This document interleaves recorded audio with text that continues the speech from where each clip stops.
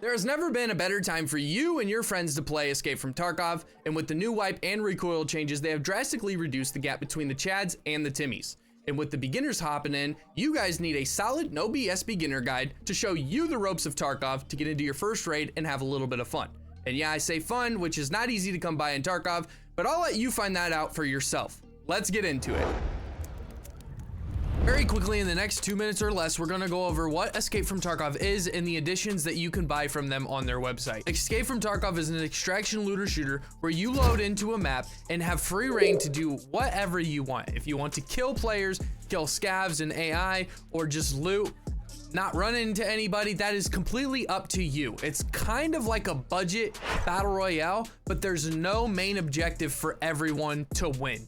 You essentially win a raid as long as you extract. It is by no means an easy game. That's why this type of beginner guide is perfect for you guys. There's many different ways you could play this. You could play it tactical and slow, which is probably your best bet to survive. Or you could W key everywhere and just be an ultra Chad like you're playing Call of Duty. Now let's talk about the additions the game offers. And by the way, Battlestate Games uses their own launcher to play the game. You cannot use Steam or another app. So first off, there are 3 editions of the game. You have the Standard Edition, the Left Behind Edition, and the Prepare for Escape Edition. All 3 of these give you instant access the whole length of the beta, and you don't have to pay for the game when it hits 1.0. All 3 give you a different stash size and starter loot package, and each edition gives you more of each. The Standard Edition comes in at $50 and gives you the basic stash along with the basic starter loot package. The Left Behind Edition comes in at $80 and gives you a slightly bigger stash along with a little more starter loot in the package. The Safe Space container is the same as the Standard Edition, so don't get this edition if you want a bigger container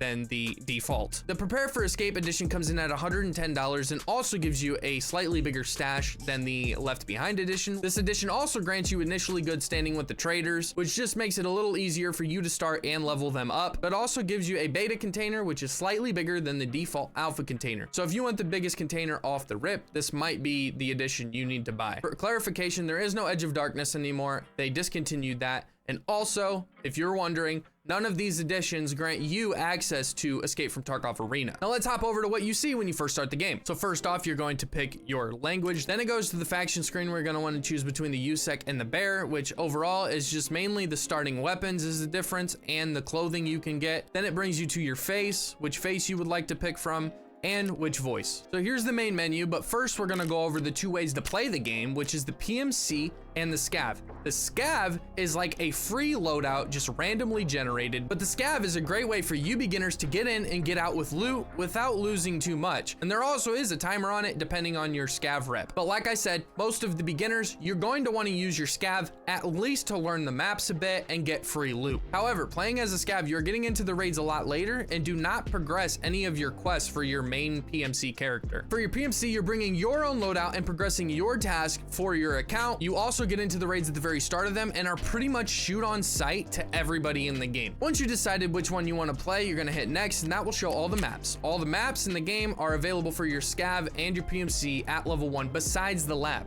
The lab requires a lab's key card, which is a very highly coveted item in the lands of Escape from Tarkov. Other than that, the terminal is locked. You can't play that because it's not out yet. With this update, they added a new map called Ground Zero, which has all your starter quests on it for your PMCs. I have a video and I'll pin it up at the top right that you need to go watch after this video to find out all of your beginner quests on Ground Zero. Something to also know, this is a good map to start for beginners because it is capped at level 15. If you are level 1 to 15, you will not be playing with anybody higher than that. Once you get over that, you are playing with 15 and above. As a SCAV, you should be starting on customs and woods just to get the hang of those maps, because after Ground Zero, that's where the start of your beginner quests are gonna come from. Obviously, if you haven't played any of the other maps, try a SCAV out before you actually run a PMC on them to get the hang of it. Also, with choosing a map, you can tell the time that is on the map, difficulty, and the amount of players, as well as the time of day. There's typically a nighttime and a daytime.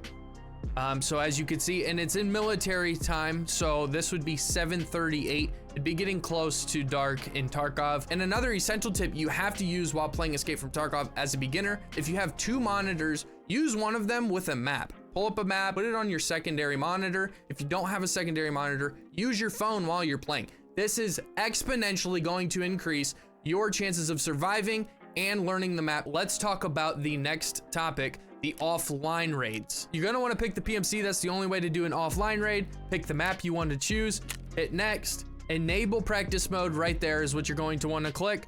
Go to game settings and you can change the AI amount to none, change the weather time, and you're gonna hit next and then hit ready, and boom, you are into a game. Now very quickly, let's go over the insurance into the game. You're gonna wanna choose the PMC. You can only insure through the PMC. Whatever map you're going to, hit next after the offline raid, and then you're going to want to click anything you want to insure. I already have all of this insured, but you're going to click, click, click, and so forth. Everything you want to insure. I usually recommend insuring everything. If you don't have enough money, because it sometimes can be costly depending on what kind of gear you're running, you pay to insure your stuff. If you survive with it and it comes out of raid, nothing happens. If you die with it and somebody loots it and takes it out of the raid, then you will get paid a portion of what it was worth. Let's say somebody kills you, but they don't take your stuff.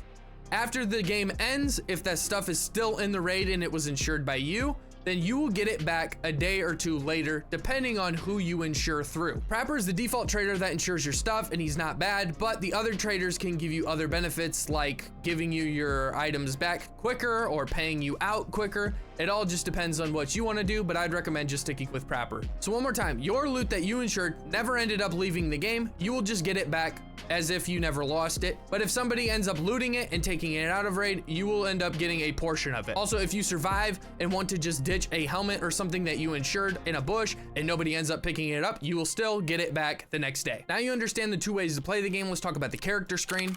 The character screen is for your PMC, has nothing to do with your SCAV, but it shows you everything on your player on the left right here, and in the middle, this is your backpack and rig space. Also, with your safe pouch, like I was talking about earlier in the additions of the game, this is all on the left and middle side of the screen.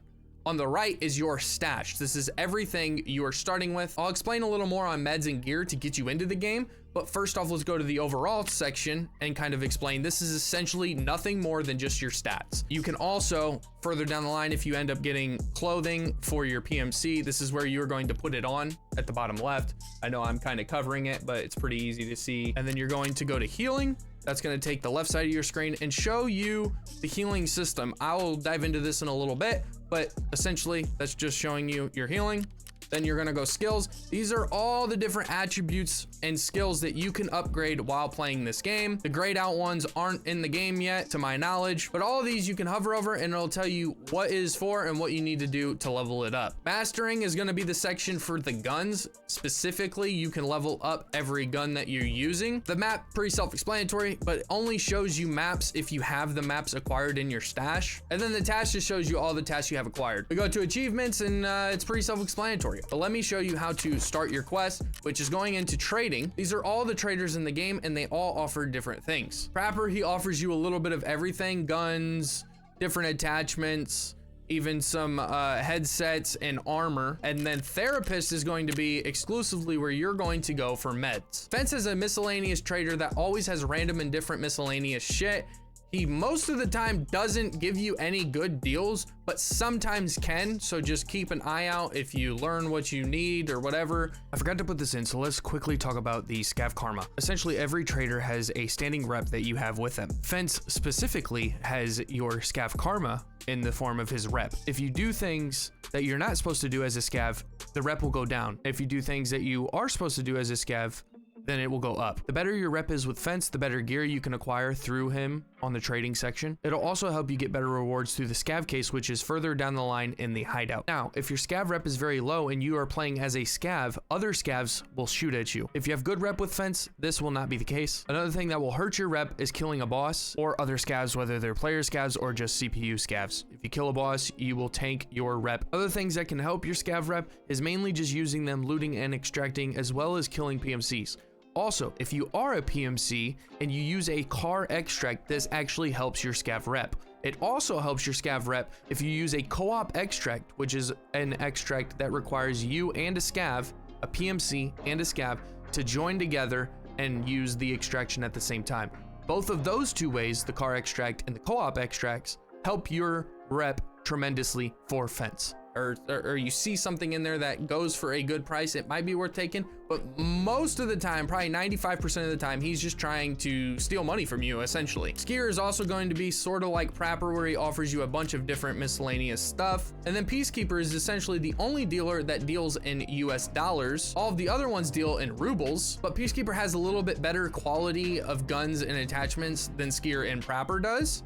And then when we go to Mechanic, he's going to be the main one you want to go to when it comes to weapons. And Ragman's where you're going to go if you need armor, a helmet, a hat, or anything like that, even a backpack.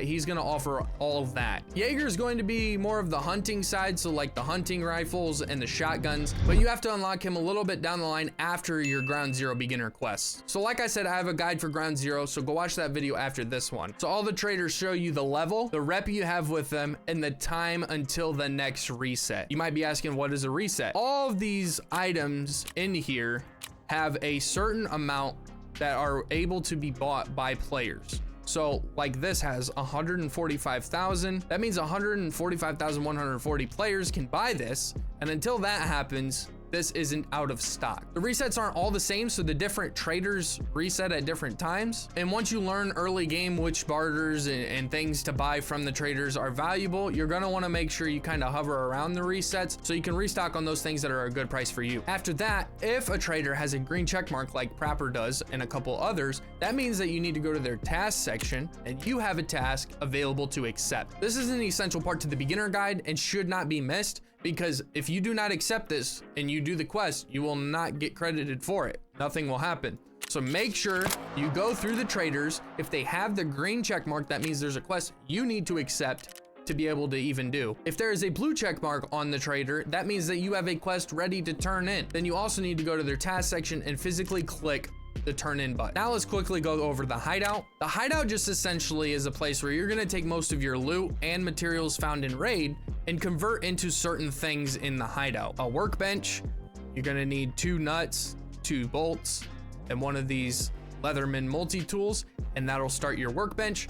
Once you unlock your workbench, you're going to be able to start crafting specific things. Same with the med station. It requires certain materials to be built, and then once it's built, you can start crafting certain medical items. There are a few things like the heating and the resting area that pretty much just help your player recover from things. Essentially, once you craft this and you get done with a PMC raid, let's say your energy is low and you don't fill it up, this will give you 2 an hour. And the more you upgrade your hideout, it's overall just gonna be a boost to your player and help him out when he's coming back from a raid and you didn't fully heal him or give him enough hydration or energy. But as someone who's starting with a fresh account, vents is something you can do instantly. And I would recommend trying to get your hideout as high as you can, because eventually you're going to be able to generate Bitcoins, which give a nice chunk of change and can sustain you not making a lot of money in Escape from Tarkov. Essentially, just go over the hideout and see what you need to be looking for loot wise. Like right here, we have a measuring tape. That is gonna be a good find for you if you're just starting out.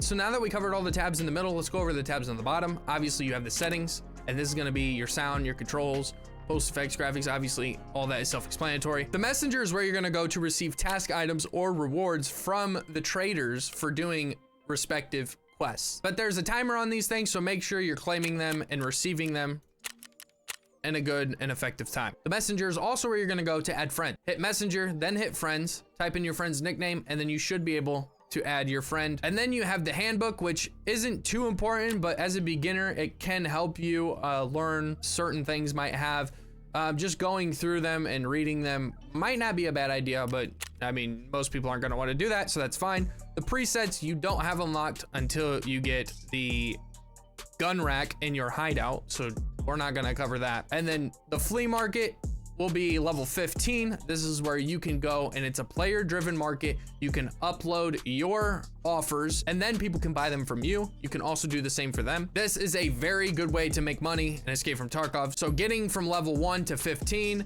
is not going to be easy on making money. You're going to have to sell things that you want to hold for a quest. But once you get to the flea market unlocked, it is a lot smoother sailing for you. You then have another tab for the traders, which we already went over, and then another tab for the character. On the left, this is where you invite your friends. In Escape from Tarkov, you can play with a team up to 5, you and 4 others. If you want to see their stats or invite them, just click on their name and it'll come up like that. Then you also have the hideout tab as well. So now that we're finishing up on the last couple parts, let's quickly go over the character screen and what you kind of want to take into raid with you if you don't know much. People have asked before how many guns I should come in with. Honestly, when you're starting out, just bring a weapon that at least can cover medium to close range, so you're covered in those aspects. You don't need to be sniping your first raid as a Timmy. One thing to note is you also don't need to bring a melee into the game, in my opinion. One reason is because it can be easy to just take a melee weapon from a scav you've killed and either sell it or save it for a barter. So I usually just leave that spot open so I can loot from scavs. Very quickly, I'm gonna go over the found in raid status on the loot in the game. Found in raid just essentially means that you can sell it on the flea market. If it's not found in raid, you cannot sell it on the flea market. There are 3 ways to get found in raid items, and that is completing a quest and getting an item from a trader, successfully extracting out of a raid with that item, or crafting it in your hideout. Also, another tip, not everything in the game can be sold on the flea market if it's found in raid, like high tier armor and ammo that cannot be sold on the flea market.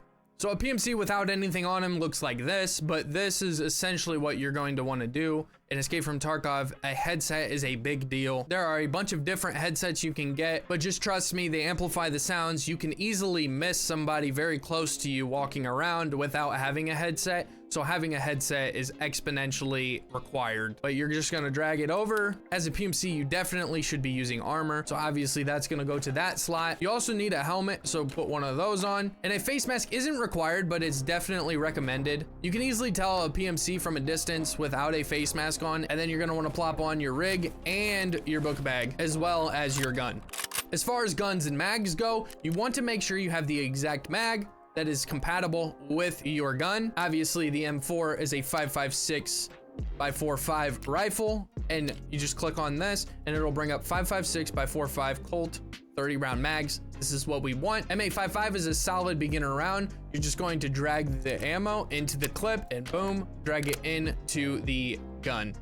It's as simple as that. But like I said, make sure the clip is compatible with the gun. I know as a beginner, it can be hard to decipher which clips go for what gun, especially if you don't know much about guns. That'll just come with practice. Let's quickly go over the weight, health, hydration, and energy system. Essentially, everything has a weight in the game. If I pull up this clip, it says it has 0.477 kilograms.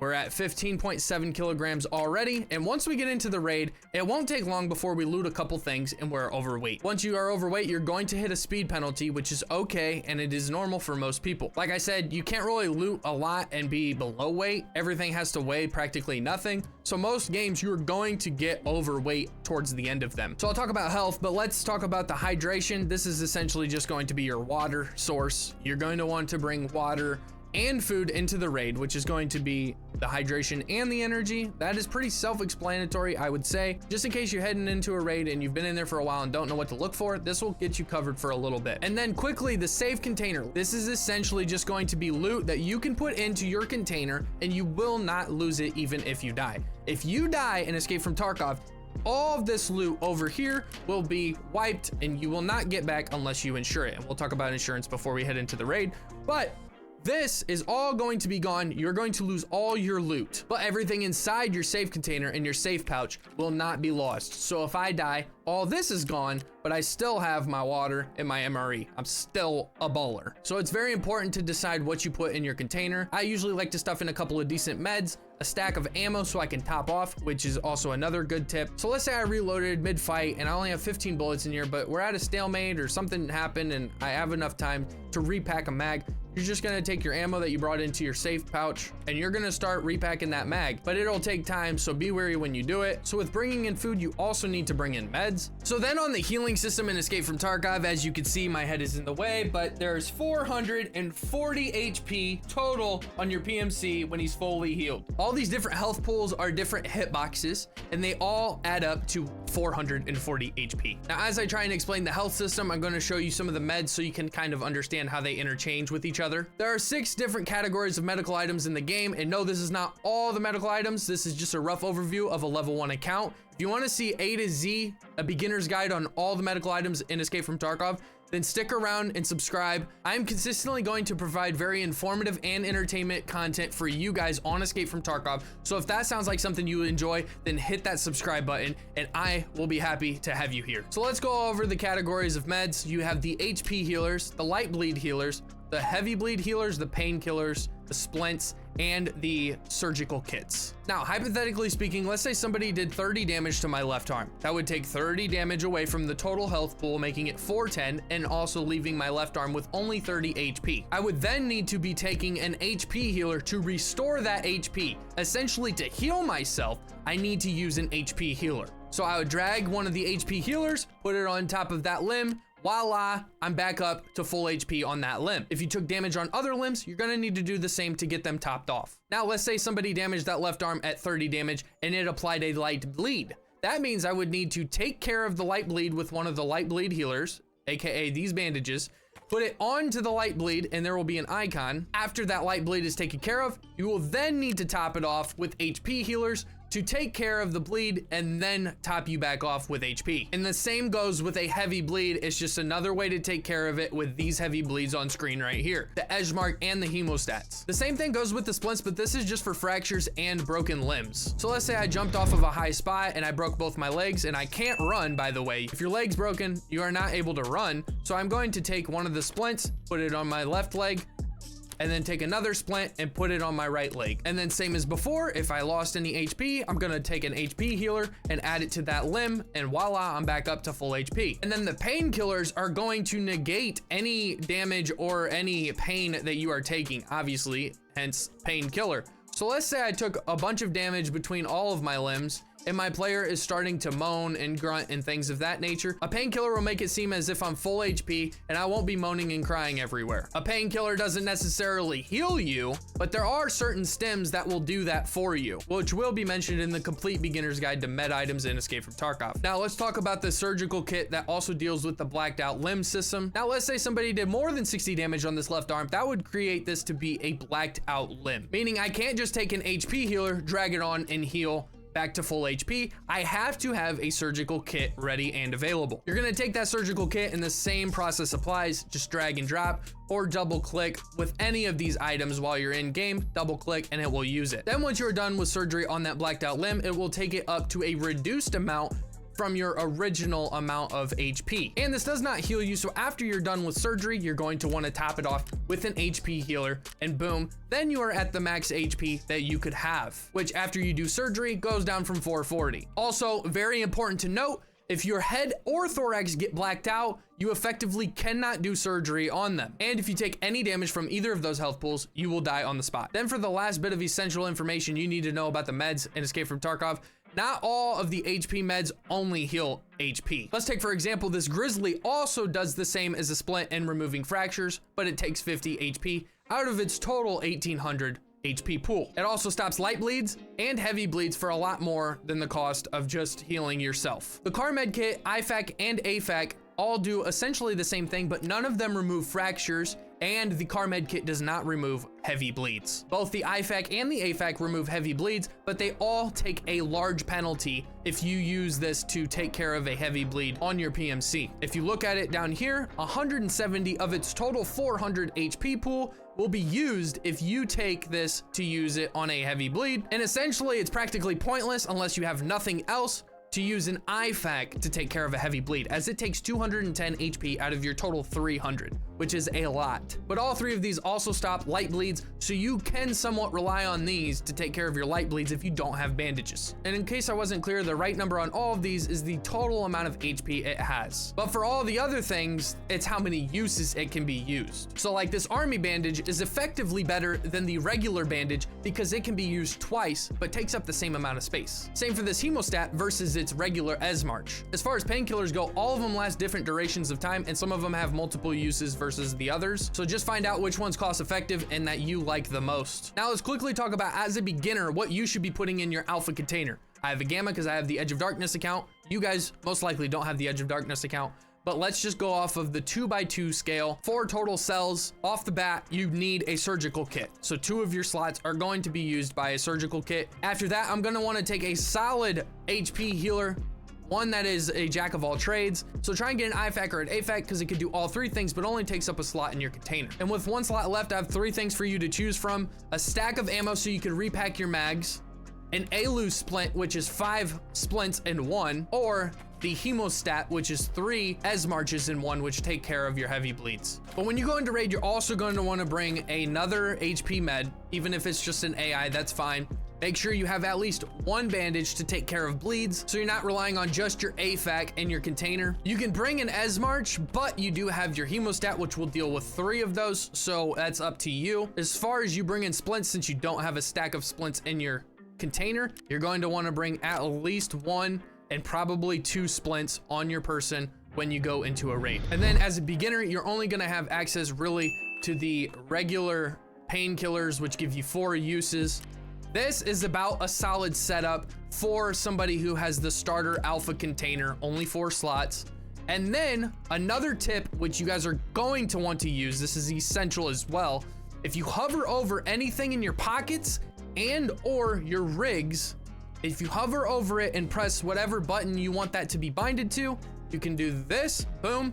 I can press 3 in game and the AI will be used. But all in all, that is how you can change mid game which keybinds certain things are going to be binded to. But that covers everything you will need to know to get into a game. But I will now get into a game and show you how to find which extracts you have. So once you spawn, your extracts and the time remaining will show up. But if you need to pull that back up, just double tap O and it will pull this up. Also, anything with the question marks means that it may or may not be available. Also, anything with a car extract, in this case on customs is Dorms VX, if it shows green, that means somebody is paying to use it and they're trying to get out. And if it shows red, that means it's already been taken and you cannot take it. Another thing in the car extracts on Escape from Tarkov, it costs 5,000 rubles to use it. Once you do and secure your seat, 1 out of 4 to be exact, it starts a minute timer where you can go wherever you want. But if you're not back to that car when it hits 0, another thing to quickly go over is the fact that you have 2 different stamina bars, one for your arms and one for your legs. If you're jumping, sprinting, that is going to be used by the green section on the bottom left of your screen, and the blue section is going to be your stamina on your arm strength. So the longer you hold this down, the more your aim will be wobbly, it won't be as good, and just overall won't be as effective. So you're going to have to let go and let that bar recharge up. The bunch of white dots directly above that is your walk speed. So if I turn this all the way down and go forward, I'm going to be walking extremely slow. And if I turn it up, I'm going to walk a lot faster. Also, the dots to the left of that is to show what height you are standing at. So if I crouch, you could see it goes all the way on the bottom left, goes all the way down. And then if I stand up, it goes all the way up. So you might think, okay, well, what are all the other dots? Well, you can hold crouch and use your mouse wheel to choose which height you want to go to. And this is insanely effective depending on if you're peeking through a certain hole. But for extracts to tell how they're open, you can usually see if there is a light on. This light is on. I unfortunately don't have this extract, but for people who have this extract, they can take it because the light is on. Another very helpful tip while we round out this video is after you shoot a couple shots, so it's a very hardcore game, how many rounds do I have left in my gun? So you're gonna wanna hit Alt and T at the same time. At the bottom right, it'll say about a half. The better mags you get in the game, it might even tell you approximately 21 bullets. And the last and final beginner tip I have is when you get into your raid, make sure you know which mode your gun is set to, so when you get into a fight, you can either tap or full on spray at their face. If you guys want to see more informative and entertaining content on Escape from Tarkov, then don't forget to leave a like, comment, and subscribe. And I appreciate you guys making it to this point if you did. With all that being said, I'll see you in Tarkov.